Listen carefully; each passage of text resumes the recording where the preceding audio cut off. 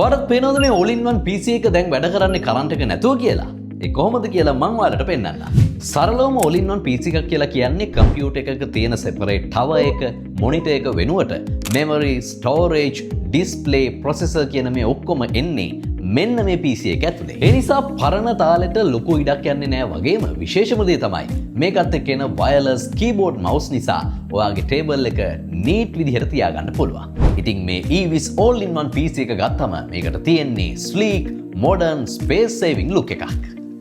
Removable webcam එකක්, Intel N95 processor එකක්, 8GB to 16GB RAM options, 256GB SSD එකක් වගේම Intel Ultra HD graphics එක තමයි මේ PC එක එන්නේ.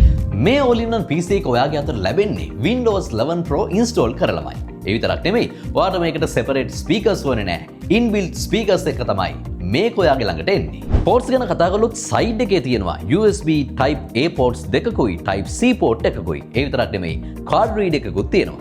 back panel එකේ ගත්තොත් HDMI port එකක්, RJ45 port එකක්, serial port එකක්, USB 3.0 ports දෙකක්, USB 2.0 ports දෙකක් වගේම audio jacks දෙකකුත් ඔයාට බලා ගන්න පුළුවන්. දැන් විශේෂම ප්‍රශ්නය කොහොමද මේ all-in-one PC එක කරන්ට් එක නැතුව වැඩ කළේ?